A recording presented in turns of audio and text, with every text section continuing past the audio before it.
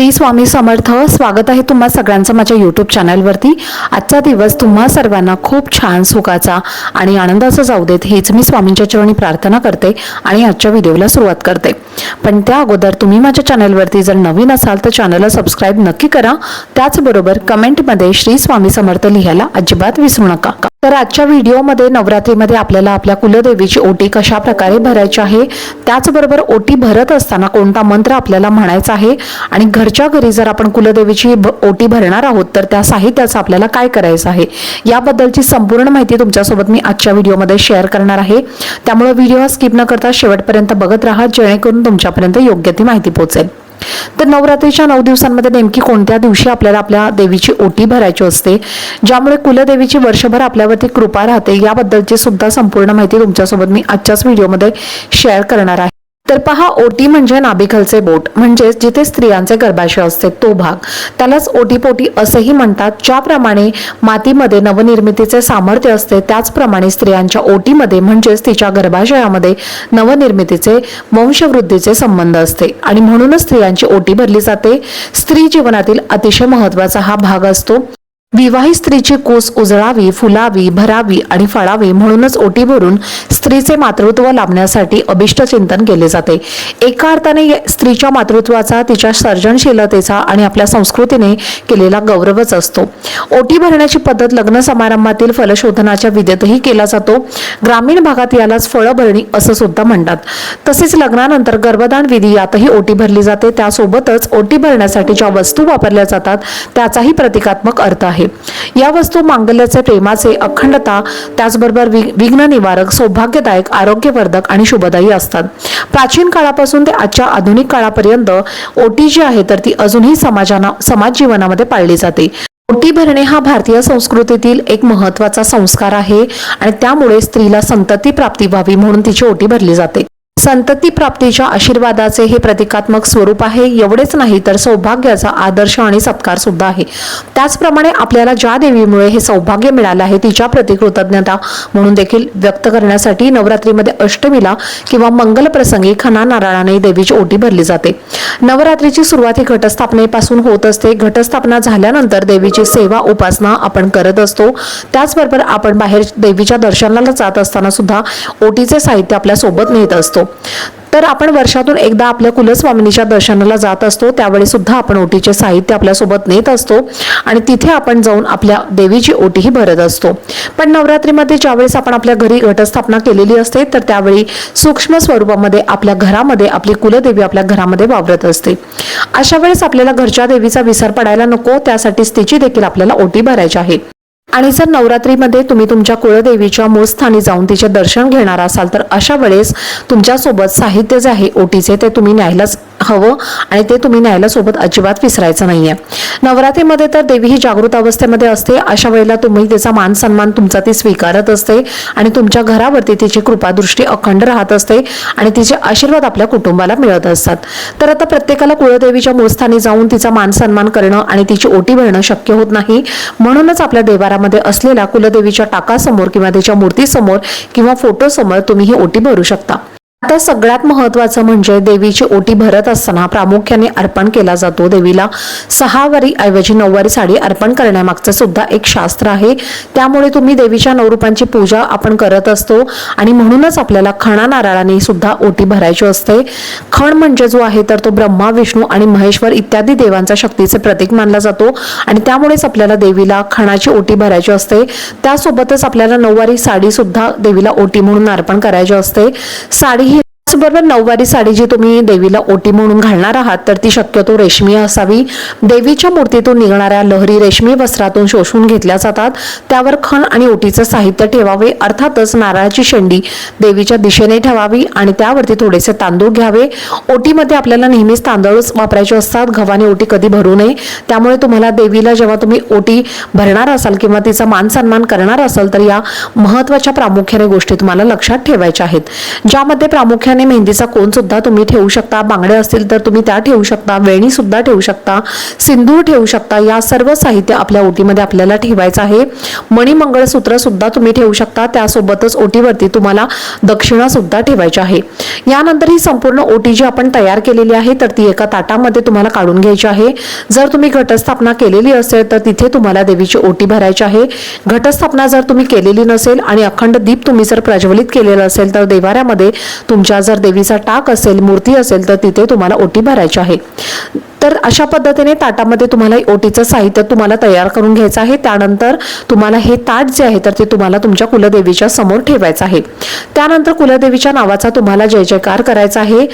तर तुम्हाला जय जयकार कसा करायचा हे मी तुम्हाला सांगते. उदयोस्तु श्री महाकाली महालक्ष्मी महासरस्वती राजराजेश्वरी आई साहेब श्री अंबा माता की जय, श्री अंबा माता की जय, श्री अंबा माता की जय.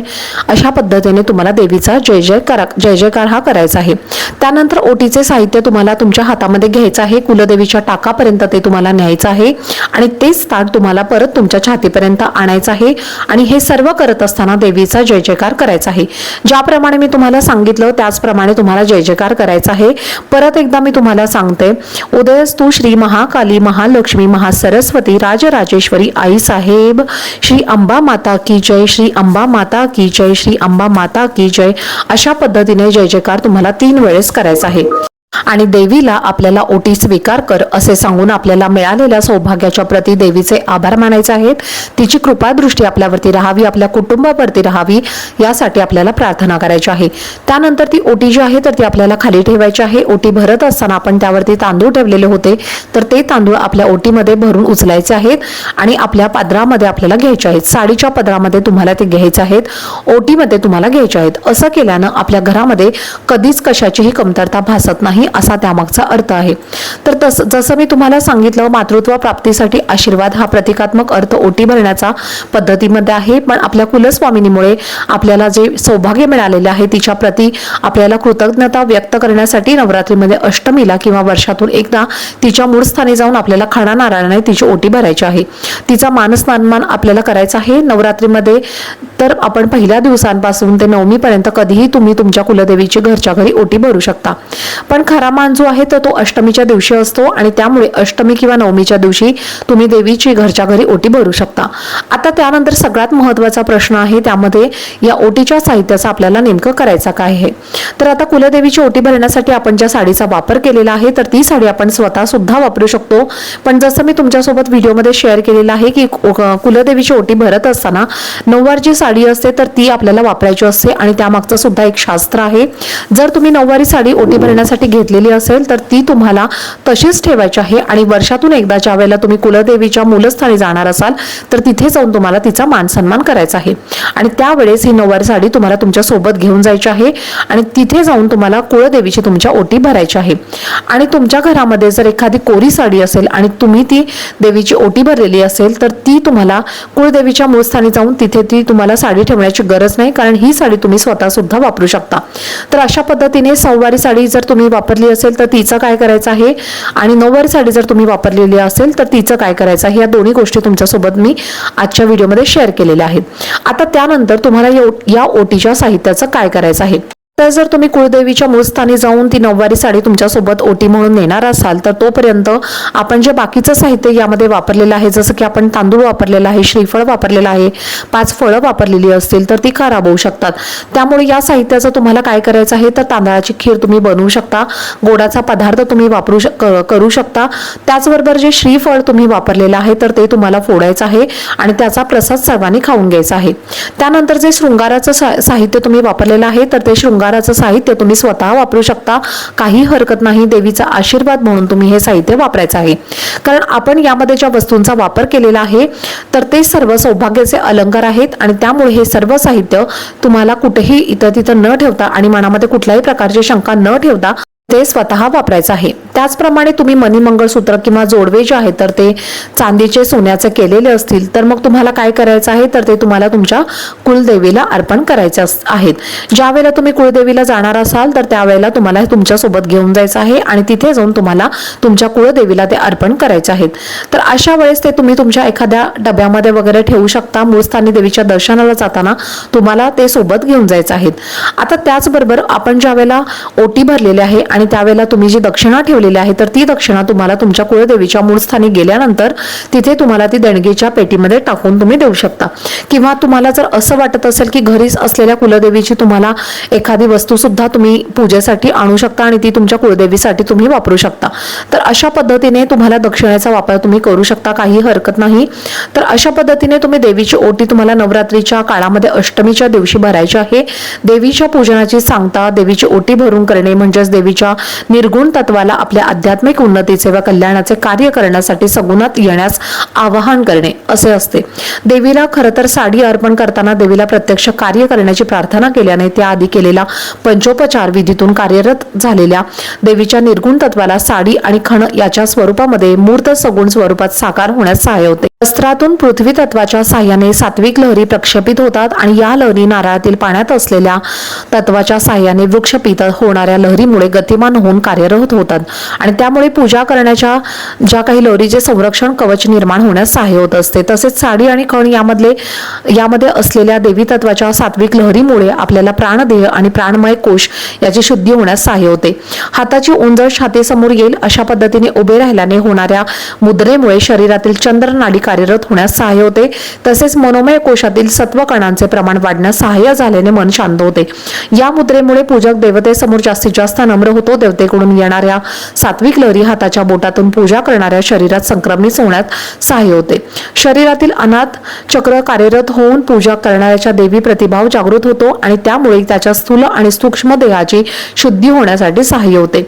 तर अशा पद्धतीने सात्विकता जास्त काळ या पूजा विधीतून मिळालेली टिकत असते। तांदूळ हे सर्वसमावेशक असल्याने चैतन्याचे ग्रहण आणि प्रक्षेपण करण्यात अग्रेसर असतात, त्यामुळे तांदळाचा समावेश ओटीमध्ये केला जातो। यासोबतच वर्षातून एकदा तरी संपूर्ण कुटुंबाने आपल्या कुलदेवीचे दर्शन घ्यावे आणि आपल्या घरातील विवाहित महिलांनी कुलदेवीचे दर्शन घेतल्यानंतर कुलदेवीची साडी देऊन ओटी अवश्य भरावी। कुलदेवीच्या या गोष्टी केल्यामुळे तुमच्या कुटुंबामध्ये सुख समृद्धी येते अशी मान्यता आहे। तर या नवरात्रीच्या काळामध्ये देवीच्या 9 रूपांची सेवा उपासना करण्यासोबतच आपल्या कुलदेवीची ओटी सुद्धा आपल्याला भरायची आहे। तसं तर 9 दिवसांमध्ये तुम्ही कधीही ओटी भरू शकता, पण शक्य झालं तर देवीची सांगता म्हणजे अष्टमी किंवा नवमीच्या दिवशी तुम्ही ओटी भरून देवीचे कृपा आशीर्वाद मिळू शकता। यासोबतच किमान एका तरी तुम्हाला सौभाग्यवती स्त्रीचा सन्मान तुम्हाला करायचा आहे। यामुळे सुद्धा देवीचे कृपा आशीर्वाद तुम्हाला लागतात। तुमच्या कुटुंबाभोवती देवीचे संरक्षण कवच तयार होत असते। तर नवरात्रीमध्ये घरच्या घरी देवीची ओटी कशी भरावी याविषयीची संपूर्ण माहिती तुमच्यासोबत मी आजच्या व्हिडिओमध्ये शेअर केलेली आहे। तर चला, झालेली सेवा ही मी स्वामी महाराजांच्या चरणी अर्पण करते। आजचा व्हिडिओ जर तुम्हाला आवडला असेल तर व्हिडिओला जास्तीत जास्त लाईक, शेअर आणि चॅनलला सबस्क्राईब नक्की करा। भेटूयात पुढच्या व्हिडिओमध्ये, तोपर्यंत सर्वांना श्री स्वामी समर्थ।